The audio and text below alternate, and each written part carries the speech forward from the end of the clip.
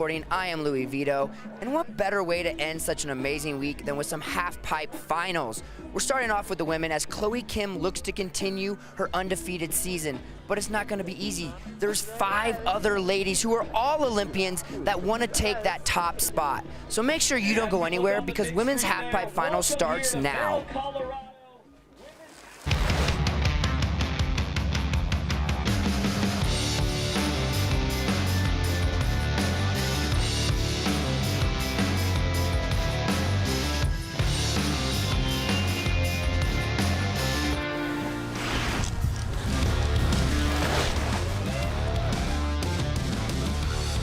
There she is, 600 feet of joy and freshly cut with some nice new snow that has fallen overnight here in Vail, Colorado at the 2019 Burton US Open Snowboarding Championships. It is finals day. Sal Masekela here with the winningest woman in the history of the sport, Kelly Clark, X Games gold medalist Tina Dixon. Ladies, excitement level is high for this finals day. Kelly Clark came through this door just like storming like a kid through on a Christmas day. Like, did you just watch practice? Have you been watching what's going on in the pipe? Just pure excitement. Yeah. Finals day at the US Open. It's going to be a great show. These girls have been riding amazing all week. The weather held off for us. I'm excited. Weather has held off, but there is weather in our future. When it shows up, we will see the Doppler map across the entire state of Colorado just says snow. Presently 35 degrees, light winds of 8 miles an hour. As I said before, some new snow, about 5 to 6 inches that fell overnight. Kelly, you reported that you heard that the pipe is riding fast. Yes, I watched a lot of practice, and speed does not seem to be an issue today, so these girls are going to get right to it. Chloe Kim, you heard Louie describe the fact that she has been undefeated all season, but she is going up against a field of Olympians just like herself. What's it like to be this person who seemingly has a target on her back, can't lose? Does she get rattled? Let's hear from her.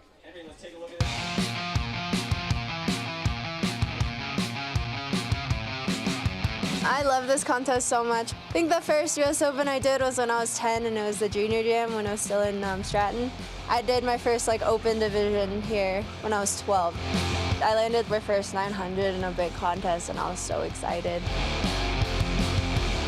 My first podium here when I was 13, that was really exciting too, but I just feel like it's been such a fun place to be, and it's just been filled with memories, and yeah, just a lot of good vibes out here, so I'm excited to be here.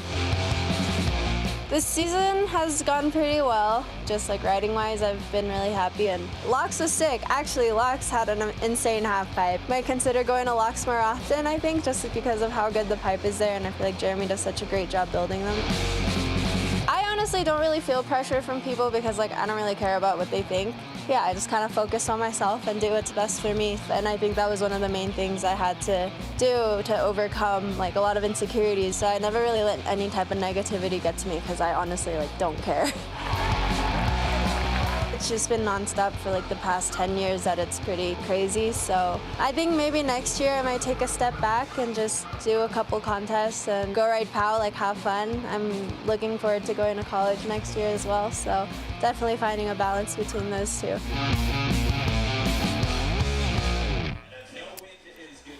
A household name since she was probably 11 or 12 years old. She wears it very, very well. I love that point that she said, as far as the haters are concerned, they don't even exist to me. And that's such that's an interesting choice to make, to be able to just put that all aside and do what she knows how to do best. As we start things off right off the bat with, as we mentioned, one of the 6 Olympians in this final, Kaiser Tong from Beijing, China, who, Kelly, you said has a strong chance to be able to come here and podium.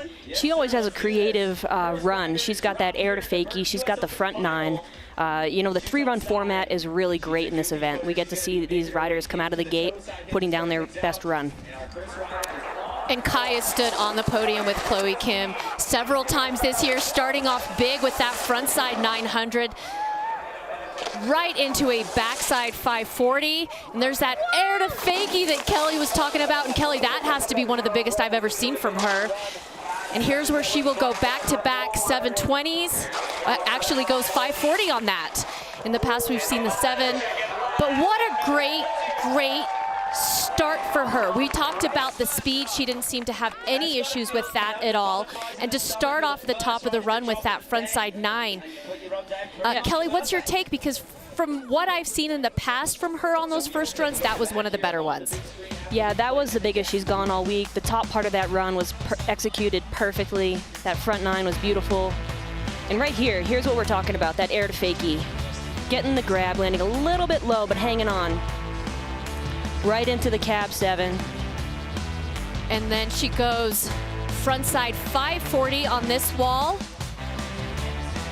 And she finishes off in true Kelly Clark fashion with just a big air at the bottom of the pipe, impressing the crowd and the judges. She's going to be happy with that first run. Get the pressure kind of off of her shoulders, loosen up a bit, and head into the next 2 runs, because it's 3 runs, best run counts. Indeed, 3 runs, and we will take that best score. Judges looking for difficulty, execution, and they want to see you go as big as possible. And then there is that overall impression score as well. There you see the list. We have 2 Japanese riders, 3 Americans, and of course Kaiser Tong, who just went, representing China. Next up from Miyoko, Japan, it is Senna Tomita. And just like we did yesterday in slopestyle finals, today for the women's and men's finals, a full Japanese broadcast available on Red Bull TV, which speaks to just how massive that fan base is. And the Japanese have not only been dominant in the pipe, but the slopestyle, we saw them earlier in the week. Senna Tomita is one of the young Japanese riders that have come onto the scene and really started to make a name known for that giant frontside 9 to start off with. And look at that off-axis 720. That was beautiful. And then a cab 720 into a frontside 540. And another method to finish things off. That 720 is a thing of beauty in her run. I love the access that she throws that on. So stylish. And you know, I was talking to the judges earlier, and we talked about amplitude and how critical that was. And she starts off with this big frontside 900. She just sneaks that grab in there. That's what the judges are going to be looking for. And she links it up right here. That 720, Kelly, you said it, that was a thing of beauty. Heading into the cab 7 there. Trying to maintain her speed towards the bottom of the half pipe. Into the frontside 540, and this is her last hit with a backside air. She's waiting on her score. We are waiting on her score. 8 judges, men and women, all proficient at this thing we love called snowboarding. Most of the judges were out taking tree runs early this morning, getting their minds in the game. As they should be. They said it was good, too. They found a little pocket that, I was like, well, where was that pocket again? I believe it was off chair 10, but you didn't hear that from me. Nice scores you see up top there, getting rewarded for going very big. And we have Senna Tomita sitting in that top spot. For how long, we will see. Move back up to the top of the course for her Japanese teammate last year. So the girls are dropping in reverse order from how they qualified. There's Chloe Kim. She'll be dropping last in this first run. She looks relaxed. She looks ready. We saw some of her practice runs earlier and doing new stuff and different lines than what we've seen in the past. So excited to see what she throws in that first run. I've been loving watching Haruna ride this week. She's been coming up through the ranks for a long time now, and she's finally getting those top positions she's been looking for.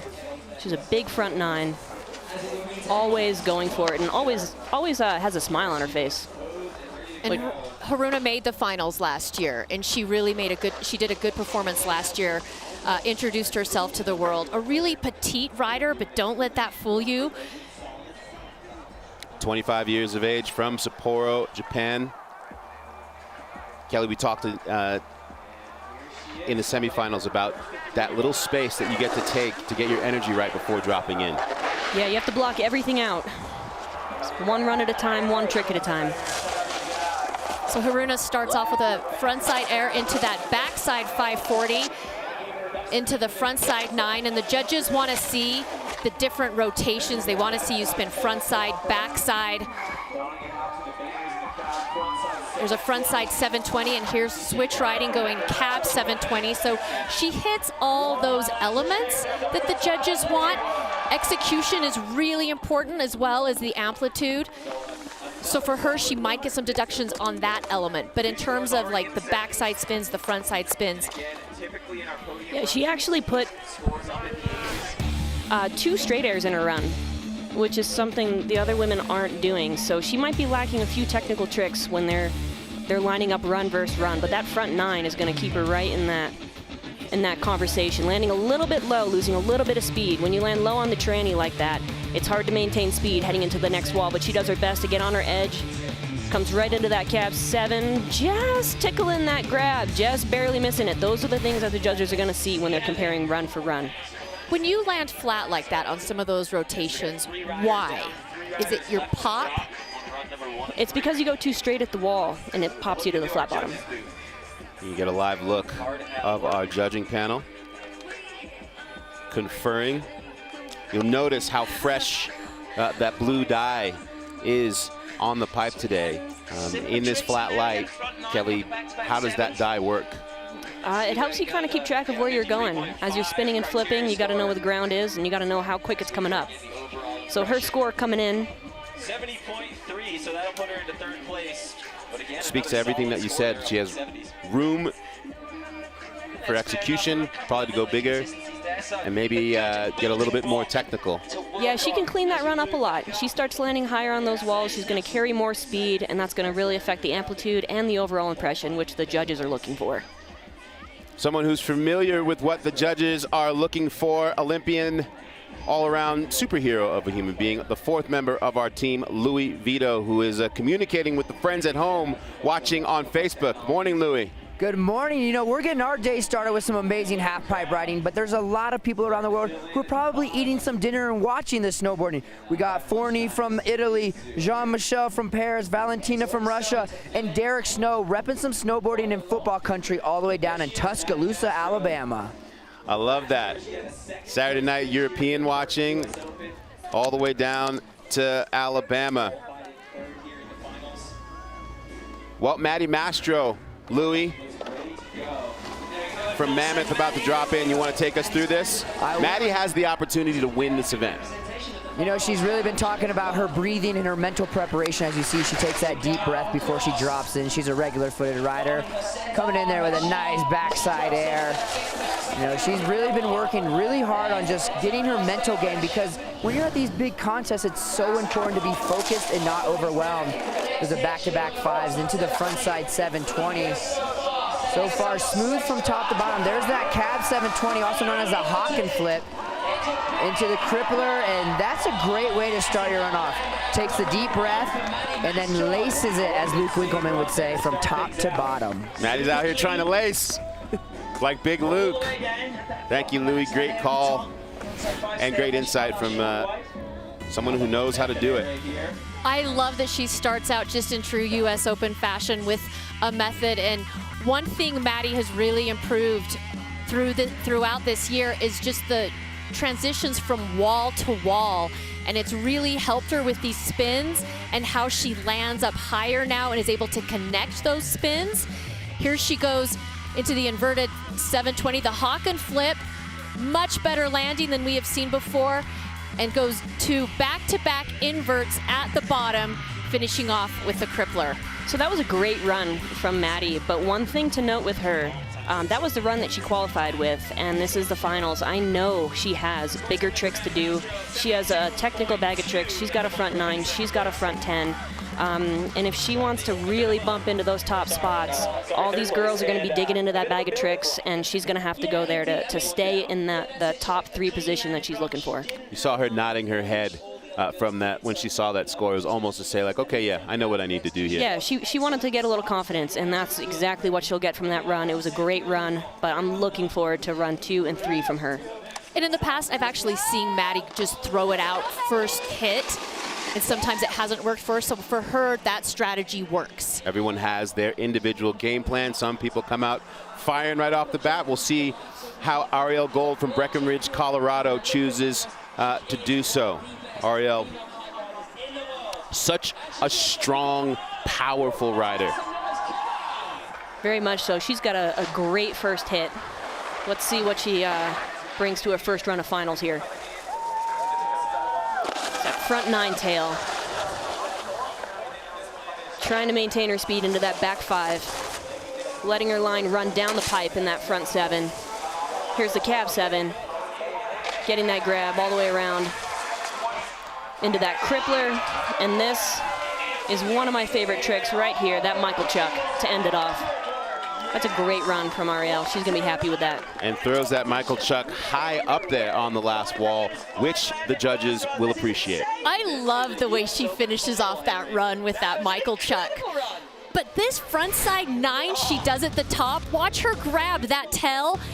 And the judges actually, if it's a tail grab on a rotation like that, they reward that higher because it's harder to get the spin around. And she links it with that backside 540. Yeah, she did a good job getting her speed back. By the end of the run, we were seeing her crippler and her Michael Chuck, both bigger than the hits in the middle of her run. So she did a great job managing some of those low landings and making sure she finished this run with a bang. Oh, yeah, look at the height on that, what you said, Kelly.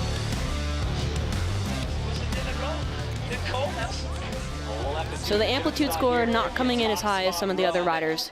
Something to note. Let's see how it places her. And it didn't matter. Nonetheless, in that front spot, but you mentioned it. After that front 900, she had to regain speed in order to start going bigger again, and the goal is to go at least as high on every wall. That should be your overall goal, correct? Yeah, very much so. But it was great. You know, I think that's what you want to do. You want to land your first run in finals and know that, you know, she can't do that run much better. I think she's going to come out swinging. Runs 2 and 3. Well, we mentioned at the very beginning, Chloe Kim enjoying a perfect season. Yesterday we were talking in our meeting, Kelly, you mentioned something great, that saying that it's Chloe Kim's event to lose, A, disrespects how hard it is what she actually does, as well as the other 5 women who are competing against her. But this is not, it's not easy to just come in and win. No, I can speak from experience. It is never easy. Never one day is it easy, even if you make it look easy like Chloe can some days. It always takes an immense amount of focus, immense amount of commitment. And here she goes into her first run. Look for something big on this first wall. Big backside air with so much style. Right into the 1080. Cab 900. Links it with a switch, backside 540. That's a new trick for her. And a cab 720, it's sliding out at the bottom. Yeah, she got a little bit of a wobble on that switch back 5, and she didn't land going the right direction. She went to do a cab 7 and sat down a little bit. So that's why they give you 3 runs. But let's look at this top hit, backside air, a thing of beauty. Right into the front 10. That's the first front 10 we've seen of the women's event right now. So far today, letting her line go down onto that cab 9. And right here's where she got a little bit hung up. She didn't get the snap she wanted. Her weight was a little bit too far forward heading into that wall. And it got her off her line heading here. Her weight was still forward heading into that cab 7. She wasn't able to get back around and land on the wall where she wanted. We've talked about this all week. As you see Chloe smiling like, okay, cool, I know how to do this. But the work between walls, the part that people at home don't see, we focus on the tricks in the air, but there's so much happening between those walls. Honestly, everything in half-pipe riding is codependent on your last trick. How you land one trick, it depends on how you get the ride into the next, and that's what we saw go wrong with Chloe right there. Getting a little hung up on that switchback 5 caused her to sit down on the cab 7. Well, we see the slippers down in the middle of the pipe, smoothing things out as we head into run 2. Arielle Gold in the top spot. And Chloe Kim going to be fighting from behind at the back of the pack. This is very unusual to see her in that 6th position after the first run.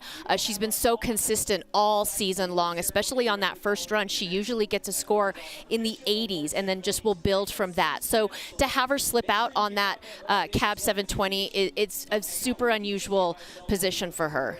But at the same time, it really speaks to the amount of risk that she forces in her snowboarding. There was nothing casual as to say, like, okay, there's a 76 on the board, let me see how to get a 77. Yeah, she's adding that front 10, that cab 9. No one else is doing that trick. A switch backside 540. I think I mentioned it the other day. It's so hard to describe how difficult it is to spin switch backside in halfpipe. True. And she is mixing up a line. Like, she's doing a completely new run than what we have seen in the past. So we shall see how it works out for her. This event, the Burton US Open of Snowboarding Championships, has been running since 1982. And one of the great things about this event is that the men and women have been paid equally since the beginning of this event. And for more on what that means and why, we'll check in with Louis Vito, who is with Donna Carpenter. I know you guys are jealous that I get to be with Donna Carpenter from Burton Snowboards, who's literally been at the forefront of raising women, not only in the workplace, but in the sport. Donna, what does it mean to you to be able to say that the U.S. Open has given equal prize money since the very beginning? You know, women were as much pioneers of the sport as men. They were the ones, I mean, in the beginning it was, you know, no instructors, no coaches. You just had to buy a board, put it together, and go for it. And, you know, it just came natural to us. Like, of course, if women were going to do it. So I remember the first U.S. Open where a woman did compete. Jake said, why wouldn't I give her the same prize money? And it's funny when you think now that it was very progressive, but it was just always part of our culture and DNA. That's so amazing. How have you seen the U.S. Open grow from the very beginning? You know, it's like nothing we ever imagined. You know, it's not like we had this vision of someone like Chloe Kim or her predecessor Kelly Clark doing this in a halfpipe. And it really is the athletes who progress this sport and who have the vision of taking it further. I feel like we're just some way along for the ride. Well, Donna, thank you so much for being an inspiration and a role model to so many, and I can't wait for many, many, many more U.S. Opens to come. I know. Here's to almost 40 more. Thank you so much, Louis. And you just got to love Donna Carpenter. Her spirit speaks a lot to what this brand is about with Jake Burton, as we see right now. Jutong Kai starting things off big here in her second run, as she's sitting in the 3rd spot. Here's that air to fakie, a thing of beauty. This run is looking a little bit more complete than her first run for me. Comes around much better on that 720 to get those shoulders around, and a cab 900 at the bottom. Now there you go. That was a huge improvement. She mixed up the end of her run, adding that cab 9. That is going to be where she wants to be with that score. She's going to bump right up there. You saw the energy of her react at the bottom. Here's that front side 900 to start things off. Right into the backside 540. That was a lot bigger than her first run. And this air to fakie was more in control. See her with the grab right there, and it really set her up for this cab 720. And what she did much better was bring those shoulders around to get that landing and be connected to this wall, to the front side 720, holding that grab the entire way. But this trick was new at the bottom. She added the cab 900. Landing clean, look at that. And getting the grab, landing clean. Let's see where they put her. A lot of blue. Trick difficulty. Loving the difficulty. This coupled with the flow score. We are in the 80s for the first time. And Kaiser Tong in the front spot. And when we go back to what we said about, oh, that's Chloe Kim. And she is being helped up. Now, we remember earlier in the week talking about the fact that she was dealing with an ankle injury. I don't know if that's the specific injury that she's dealing with right now, but that is something to watch. We'll find out more. Kelly, you've been in that position at the US Open. We were talking about it 3 years ago when you were in so much pain in between your runs, but you found it deep down to continue on through the contest. It's kind of like Chloe was saying earlier in the feature that we saw. You know, as an athlete of this level, you learn to block things out, whether that's people's opinions or an injury for a 30-second half-pipe run. She's mentally tough. She's going to be able to block that out and hopefully get right back in there for her second run. Here's Senna Tomita. Was in second, now in third. Look at the size. Going for that front 10, landing a little bit deep, not able to hang on. But that was impressive, folks. That was huge. That is finals of the US Open of snowboarding. Yeah, you can see the second run here. Everybody's feeling loose. Everybody's ready to send it. That's the beauty of this contest. There's 3 runs. Only your best run counts. You can throw out your other 2. She's going to throw that one out. But we got a contest on our hands here, folks. Look at the size of this thing. So what can she do here to land it next run? Let's see what goes wrong here. She lands a little bit deep. She's got to increase her line when she takes off so she doesn't land so heel heavy. And she's going to be over her board in a better position to land that 10. Well, she definitely has the amplitude on that. There's a look at Chloe Kim up in the athlete tent right now. Kelly, you said it. It's a 30-second run, and you put so much work into it for that small period of time. Yeah, in the Olympic cycle, I'd always say I train 4 years for a 30-second half-pipe run. So when you put it in that perspective, it's a small window of time. But contests are so great because you get to see what you built. We'll see if she can block out the pain for her second run. She does not look comfortable there. Haruna Matsumoto up next from Sapporo, Japan. She would like nothing more than the podium here at the Open. A great start to her first run. Wasn't able to really put it together the way she wanted to. Backside 540. Let's see what she's got here. She's going to go for the front 9 again. Just washing out in that landing. You heard the slap of her board for how deep she landed in that transition. Yeah, that's never a noise you want to hear when you're watching a half-pipe run. Or when you're riding in the half-pipe, for that matter. Oh, and she's going for the 10, for the crowd pleaser. So do you think because she tried it again there at the last hit, she's going to throw it again where she was putting her 9? It'll be interesting to see what she feels most comfortable doing. She's obviously got a front 9. She's got a front 10. Let's look at what went wrong here. She just went a little straight up the wall, and again, if you go straight up the wall, it pushes you into the flats. So she, again, has to increase her line as she heads into this trick. But here's the front 10, just for fun. Well, just getting in the back seat again there, so she's going to be thinking about that both on her 9 and her 10. Well, I like that she's doing something new and adding, and you know, for me, because she'd already had that fall and to pick herself back up and go for the front side 10, that shows me that that's kind of a practice for her. She's like, oh, I've got that. I really want to practice this 10 and I want to get it next time. Yeah, very much so. It's interesting to note that on the third run, they're going to shuffle the order. So where people end up after 2 runs, that's where they're going to drop in reverse order after that. So we will see if Chloe lands a run, because that'll be a pretty big decider if she goes last on her third run, or if she's in a position where she's going to have to make up ground and then wait for the rest of the ladies to come down. That's what we want. You want drama on finals day, and we're getting all of it. Louis, what are the people saying? This one's for Kelly Clark. Billy McDonough wants to know, Kelly, you said during semis that 10 years ago, 2 720s during a run could win. I'm curious how many rotations you think the ladies will be doing 10 years from now? 10 years from now, I think we're going to see a lot more double corks. I don't know if the rotations will change dramatically beyond a 12, which we're just starting to see with the ladies, but we're going to be seeing the double corks coming on the scene here pretty quick, maybe even today. Yeah, one rider that does have a double is Maddie Mastro. I love this first hit. Backside air. Oh, into a frontside 3. So she's off her line.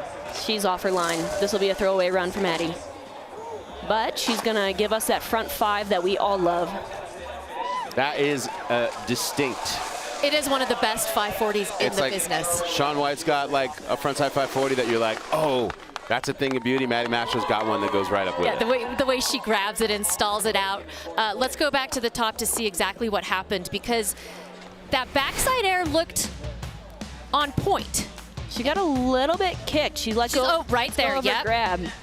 So she's off her line there. I'm thinking she was gonna go for a big frontside spin. Wasn't feeling it. I'm thinking that was either supposed to be a 9 or a 10. And she aborted last minute. And you know, that's what these riders are so good at. If it's not gonna end well, she knew enough to not even give it a try.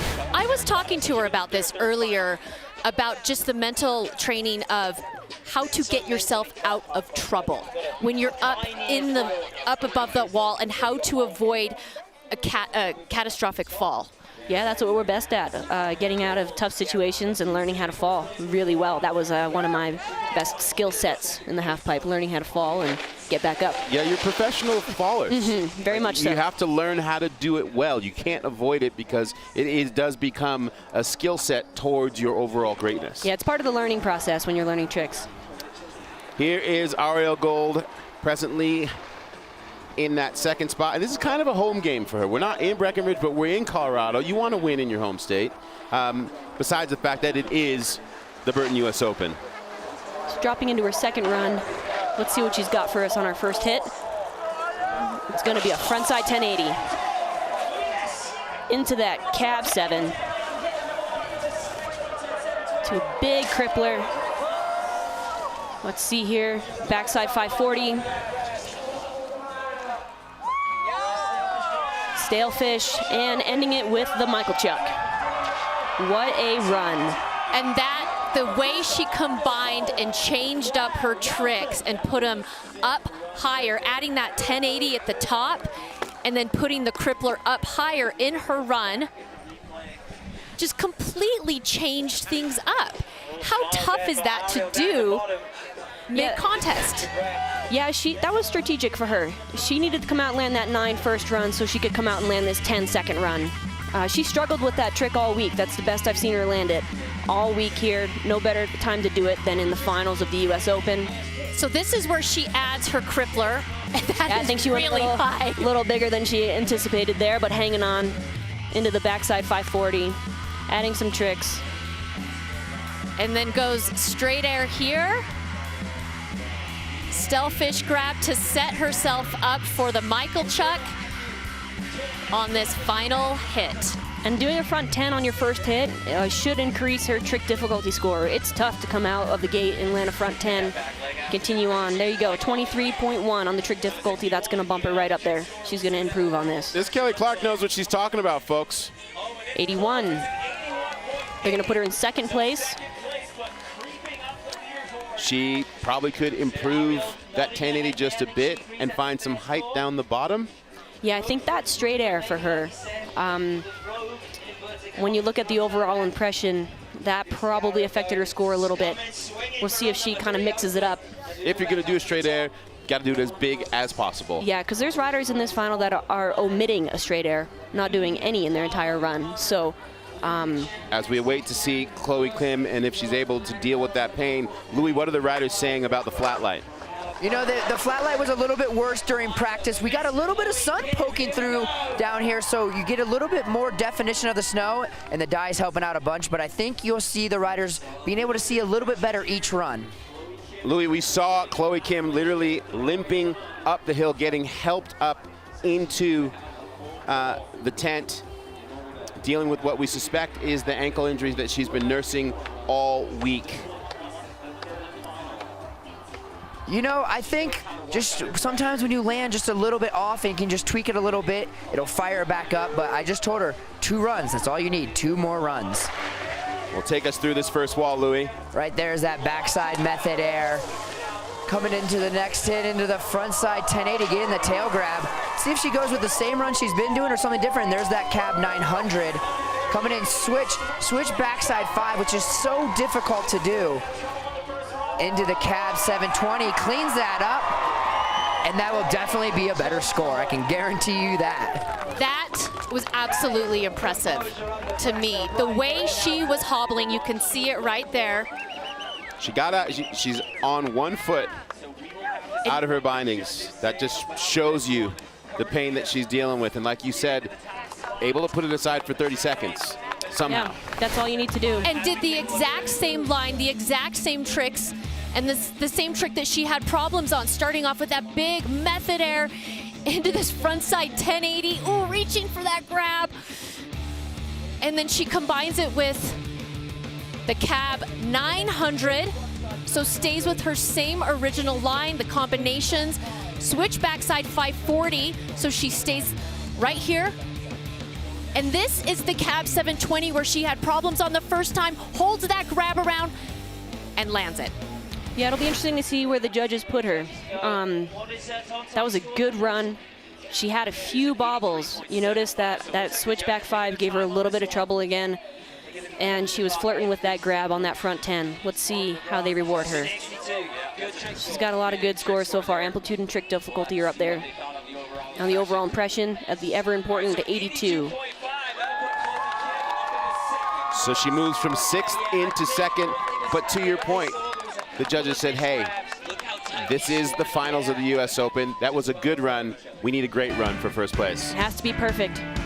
It is gonna make it really exciting for this last and final run. We will reshuffle the order, and at the end of the next 6 runs, we're gonna have a 2019 Women's Superpipe champion. Stay with us.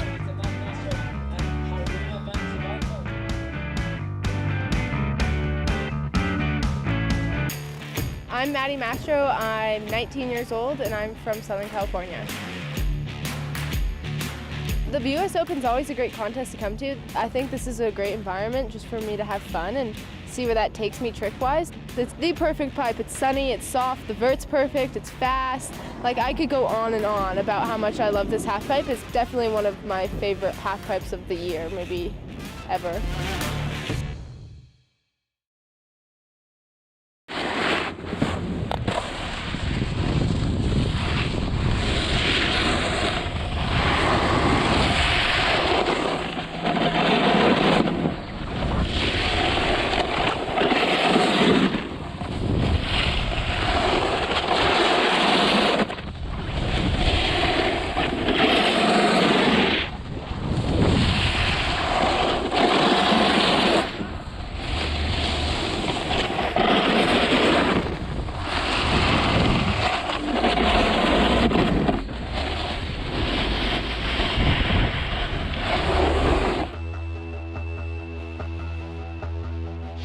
I love this contest so much. I think the first US Open I did was when I was 10 and it was the junior jam when I was still in Stratton. I did my first open division here when I was 12. I landed my first 900 in a big contest and I was so excited. I just feel like it's been such a fun place to be and it's just been filled with memories and yeah, just a lot of good vibes out here, so I'm excited to be here. And amazing right here. You guys, back up to you in the booth. All right, thank you so much, Ashley. And we have a very special guest here in the booth with us, Stan Levier from Last Resort with Stan, great web series. Pretty much how I get my snowboard news these days. Thank you for saying so. I appreciate that. It's good to be here. Henry, you're looking great. I got it. Thank you, sir. Welcome back to finals day at the Burton US Open of Snowboarding Championships. Sal Masekela here with Kelly Clark and Tina Dixon as we're heading into our third and final runs. Our defending champ, Chloe Kim, finds herself in second place. It's not that traditional heading into the third run with Chloe Kim having an 8 to 10 point gap. None of the women in the field yet have done their best run, and there is full opportunity. How does that affect the mindset of the riders? Because at the very beginning we said this is not a shoo-in for Chloe Kim. It's the third run of the US Open on finals day. Every rider, regardless of where they're at in the order, is going to come out and put their best run down. Nobody's going to be paying attention to where anybody else is at. Everybody's landed pretty good runs. We're looking at Maddie Mastro to put one down. Arielle's been riding great. Kai put down a huge run. Everybody's gonna pull out all the stops right now, regardless of where they're sitting. It's the third run.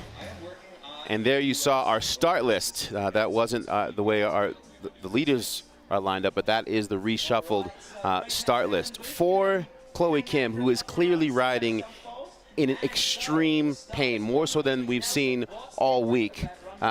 What is it gonna take? She has to clean that run up. She has more tricks, we all know that.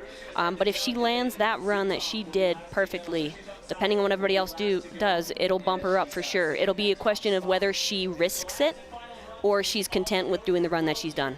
Well, we'll go to Louis right now to get an update on what Chloe Kim is dealing with. You know, I talked to Chloe right before the finals started, and she said her ankle was already bothering her just from finishing practice. And I think during the run, you can see when you don't get a trick all the way around, sometimes your body's twisted, and when you land with all that force, and these are 22-foot walls, you're gonna flare it back up. And that's what we see each run. You can see it kind of the pain increases each time. And I think it's just from riding on it and not quite landing as perfectly as she's used to, but one more run left to go. Indeed, one more run left to go at the US Open of snowboarding. She no doubt will say to herself, heal later, win today. But Haruna Matsumoto from Japan, the 25-year-old from Sapporo, she would like to do the same. And we saw Haruna in the last run practice that frontside 1080 at the bottom. Frontside 900 on that. And just two-toe heavy on that landing. Kelly, when you come around from a rotation and you see the wall, do you know, at what point do you know I'm in trouble? You see the wall start to go by, and as you see the wall start to go by, it means you're gonna land lower and lower on the tranny, and you're kind of getting ready to brace for impact at that point. Try to hang on to it if you can, but we saw there, she couldn't quite stand it up. But the thing I love about her, look at that smile. She loves snowboarding. It's a good day. It's the finals at the US Open. Fresh fish of his doing the rounds on social media the other day. Yeah, again, you see it there.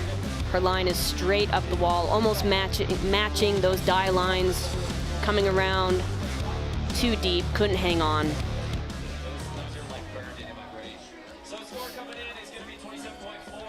A great week nonetheless for Matsumoto, who is clearly loves her job. She loves her job. How couldn't you? TV ready. I'm gonna need a moment. A little glimpse of the champ. Someone who definitely has the belief in herself that she has the ability to win this thing and has the tricks as well. Maddie Mastro, who got off of her line after what looked to be a good start in that front wall, but unable to hold it together. Yeah, she's been riding the best I've seen her ride all week this year. If she can just kind of get past that first hit, the rest is going to be easy. So if we see her come out of the gate, execute that backside air, we'll be looking for a big spin on that frontside wall. She really has. This is the best I've seen her ride all year. In the semifinals and in practice, I mean, everything was just that much better and that much cleaner and that much more perfect. The grabs, the transitions, the riding from wall to wall. And this event lends itself to that. It's late in the season, everybody's warmed up, they've knocked off all the rust, and we see some of the best snowboarding we see all year at the US Open. Looks like she's got some music in the ears, Kelly Clark style. When she was in the booth with us during earlier in the week, she mentioned how much work she's done in fundamentals to really build her fundamentals and that difference that it's making for her progress-wise. And that really pays dividends when you go back to the basics. Here we go. Full send, Maddie. Let's see it. Maddie's fans. Oh, they even got her style right on that sign there. Did you see it? Yeah, well done. I like that. Usually whenever they take to drawing the person, it goes really, yeah, that really wasn't wrong. a guy in the sky. That was pretty legit. the right grab that she does. Yeah, looked like mid front five. There you see it clearing her space. Critical first wall. So here we go. Staying with that front five that we all love. Into the backside five. Will she push it? She'll stay with the front 7. Into the Hawken. There we go. We got the double. Oh my goodness. She just did. Oh Double my crippler. goodness. You are watching snowboard history right now. Wow. Ever to land a double crippler. Maddie Mastro just landed the first double crippler Oh, what a in hero. competition. That was amazing. Did you see her react when she realized that she did it? Kelly, did you expect that from her? No, that shocked me in the booth here. Let's see. Starting off with the backside air. And then this is where she had problems in that second run, and she goes back to that really stylish frontside 540. You know, it was smart of her to do that at the end. A lot of the time, that right wall at the end of a half pipe will have a lot more vert than the rest of the pipe, and that's what she needed to keep her in on that double crippler. So let's get another look on the replay here. This is just a setup trick for her, the Hawken flip. And here we go, here's the moment of truth. Winding up, textbook, perfect, spotting her landing the entire time. Look at that landing. Tranny finder, that was perfect. Out of a Hawken flip setup. She lands that absolutely perfect, and she combined it, you're right, Sal, with the Hawken flip. Look at that trick difficulty score. Execution score strong. Had room to go bigger, but that's a massive first score. Backed up by the flow score, and Maddie Mastro is in the driver's seat at potentially winning the 2019 Burton US Open. Maddie Mastro, what a hero. That was amazing. Oh man, I just got chills. That was absolutely stunning. They are dancing up in Mammoth Lakes right now for their girl. Can she hold on to that position? She's done the work that she can. Now she'll watch the drama increasing exponentially. You know, I was talking to her before the event about that, and she's like, I haven't really practiced it that much. I don't know if I'm going to pull it out.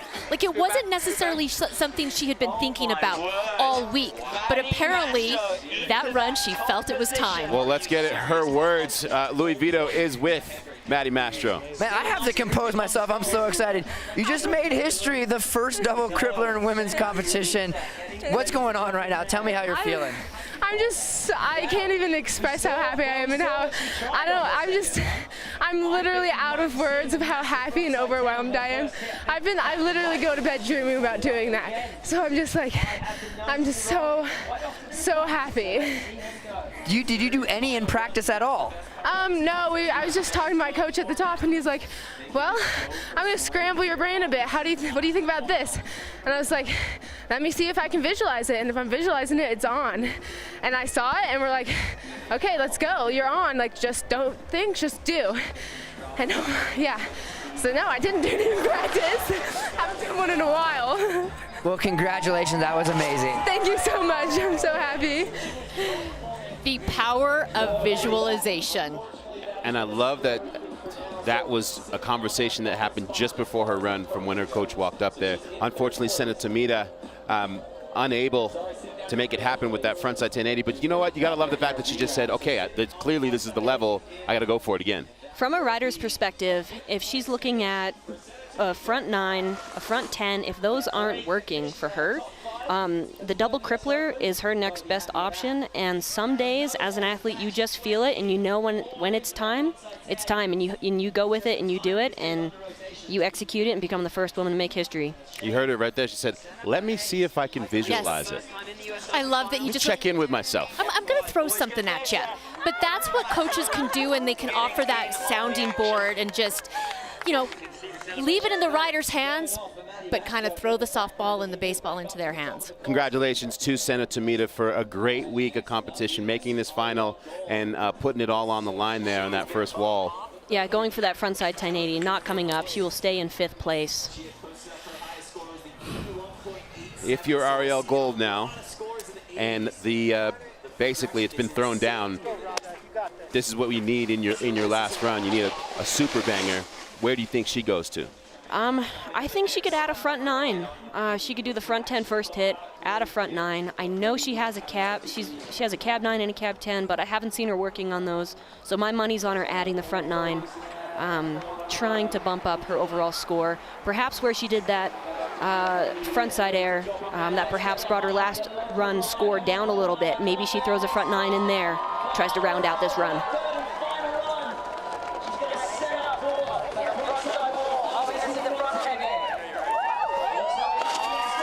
Frontside 1080, maintaining speed into that cab 7. With Giant crippler. Big crippler. Backside 540, let's see if this is a setup. Into the frontside 900. There we go, and she's gonna call it a run. She ran out of half pipe there. If she had done a Michael Chuck, she would have landed 50-50. Well, you were right. What can she add? She can add the frontside 900 at the bottom. She did that. Yep. Oh, if that pipe was just a little bit longer and she could do the Michael Chuck as well. Yeah, what ends up happening when you add more tricks into your run, you end up traveling further down the pipe than you anticipate, and sometimes the pipe walls run out. So this is the top hit, a frontside 1080 with the tail grab. Into the cab 720. Impressive. That was big. Impressive how she was still able to get the drive after landing so low. And this crippler was nice. She had the grab, she landed high on the wall, maintained her speed. And this is the setup. You can see her nice and easy. She starts to wind up here in the flat, right into that frontside 9. She just whips that thing around. Lands perfectly. Like, oh, I want it. Oh, says, there's you know no what? wall. This isn't gonna work. I'm gonna call it quits. Is this going to be enough to bump her up into that podium? Great first scores. It will not be enough, just shy, but a great performance from Arielle Gold. I would say that the setup on that backside 540 might have hurt her. And her front 9 and her front 10 had the same grab. Sometimes the judges are looking for something different to make those two tricks seem a lot different when you compare them side by side. And maybe they docked her for getting out of the pipe. It's a really tough game time situation that the riders have to make. And she said, I don't have enough room. Maybe the judges said, hey, you have enough room. Let's see it. And that's what's so great about this format and about the judging level. Because the level is so high across the board, it comes down to those what seem like little things that end up being the big things. Exactly. Well, Chloe Kim, our defending champ, undefeated all season. She's battling an ankle injury. Maddie Mastro has just set the standard for what it's going to take to win this 2019 Burton US Open. This woman is a champ. She knows how to get it done. We've heard in her words what she does to visualize, to block things out. Can she block out the pain with a winning run right now?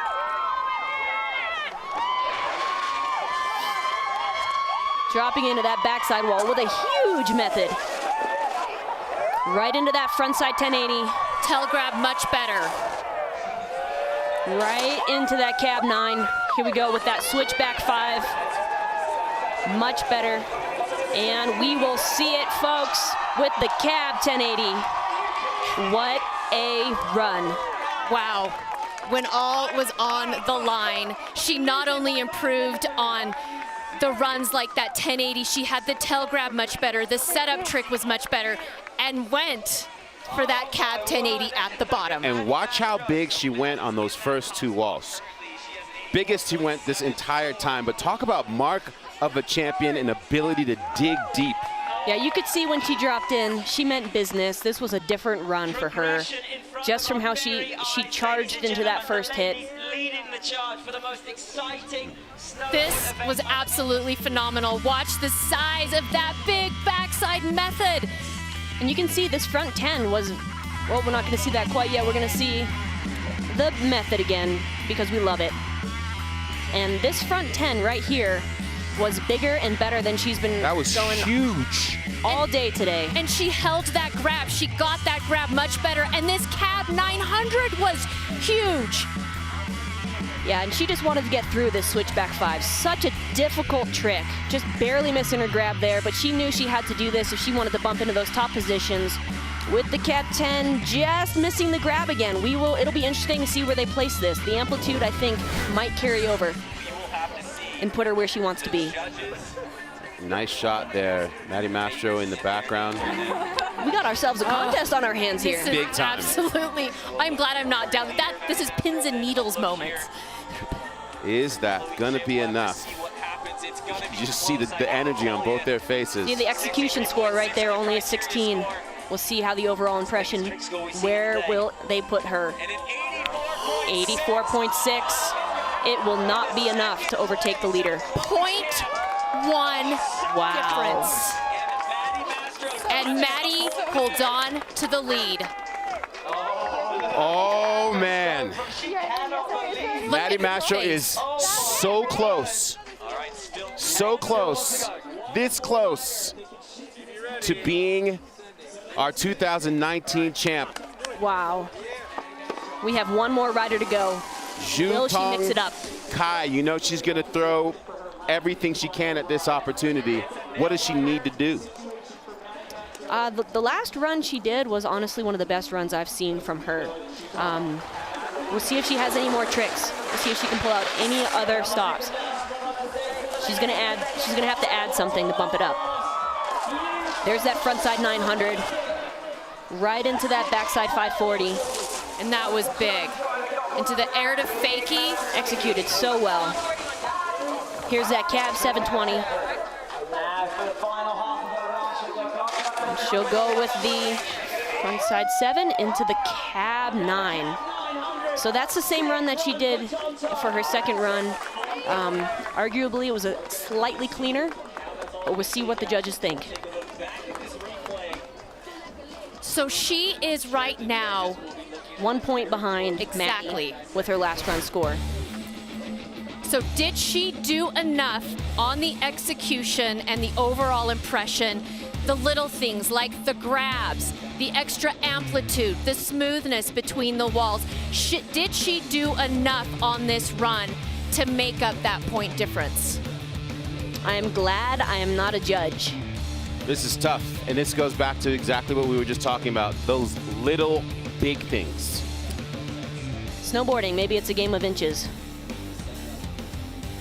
Oh, so she misses the grab on that one. Yeah, she missed the grab on that cab 9. That might be enough to keep her. I'm going out on a limb. From that top spot. It's not going to do it. I don't think it's going to do it either. I think Maddie Mastro is Maddie, our champ. Literally biting her nails. What a day. Flow score is going to have to be on fire. Wow. Just. She will stay in third she position. stays in third, and we have a new women's Super Pipe champ from Mammoth Lakes. We said that Maddie Mastro has been riding the best that you've seen her all season. She was in here telling us the energy and how she was feeling.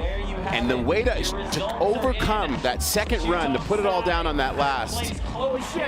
I'm so proud of Maddie, what she overcame this year, how she's worked so hard, coming off the Olympics last year into this season, wanting to put new tricks in her run and progress.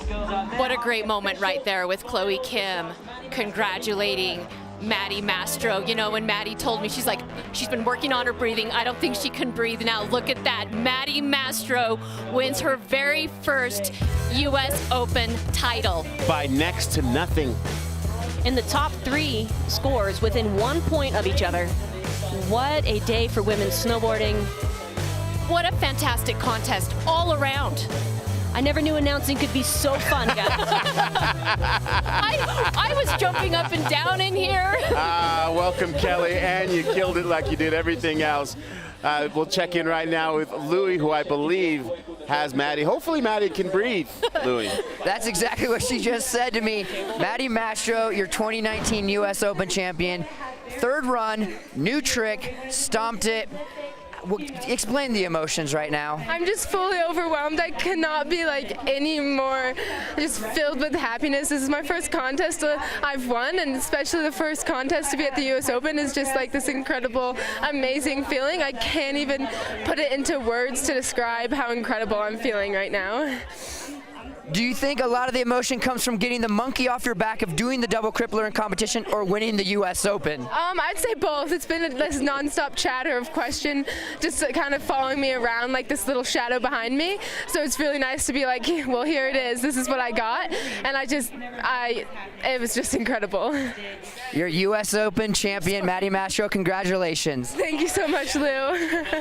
Back to you guys. First event that she's ever won, and it is the granddaddy of them all. What a beautiful moment, huh? She'll remember that for the rest of her life. Indeed, and we've said it before, this event is about progression, and she was able to literally make history for the sport in that run to get the win. Couldn't ask for a better final. Let's take a look at the top 3 runs right now. First off, in that 3rd spot, and I believe this was on her first run, Zhu Tongkai.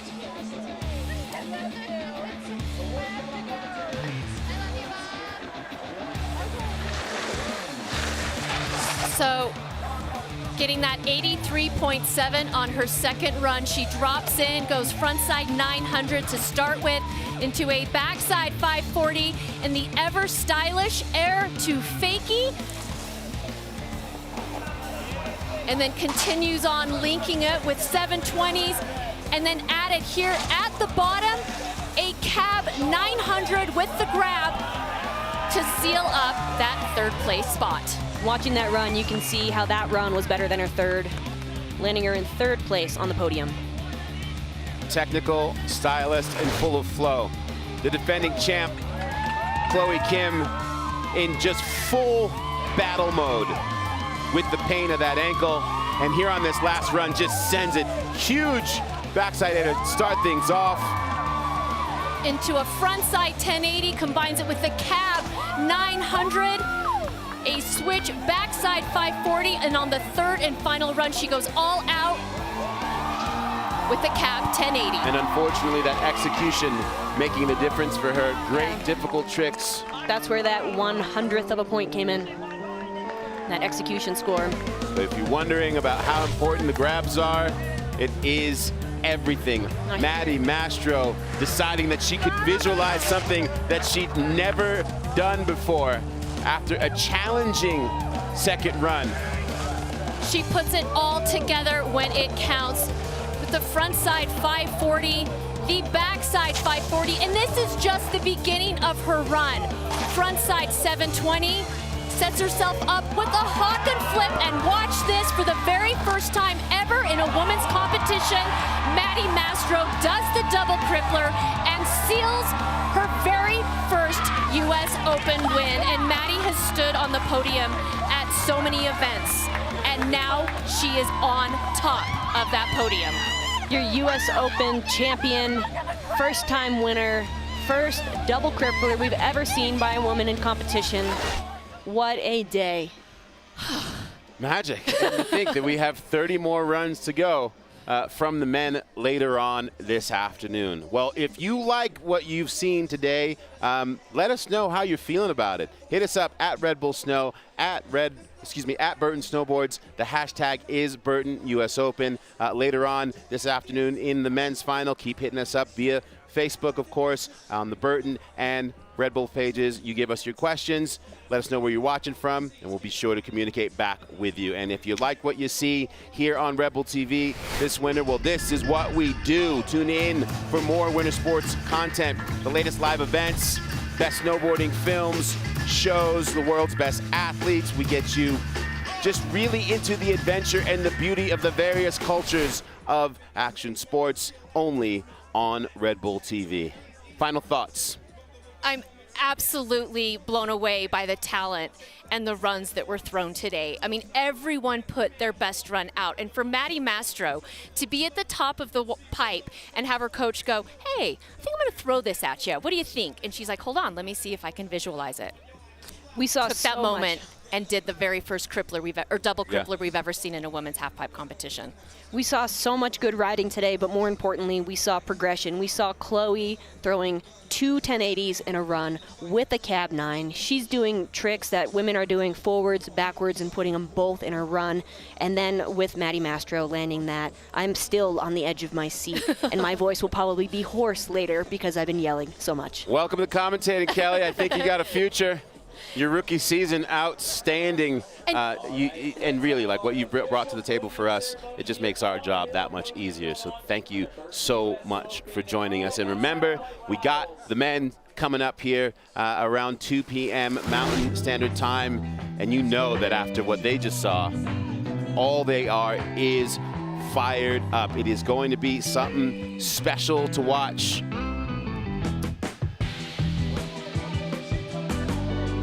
That's at 2 p.m. Mountain Standard Time. Is Scotty James going to be able to get it done? We shall see. It has been a blast to call this women's final with Kelly Clark and Tina Dixon. And let's go recover, because this was beautifully exhausting, wouldn't you say? Bring my heart rate back down. Yeah, same. Same. I think I need a nap. I need a break. Poor Kelly, I was like shaking her the whole time. I'm like, oh, did you just see that? We're going to go refresh ourselves and get ready for the men's. Again, tune in at 2 p.m. Mountain Standard Time anywhere that you are in the world. And as we leave you, enjoy some highlights from this historical women's final in the Superbike. Once again, congratulations to Maddie Mastro on the win.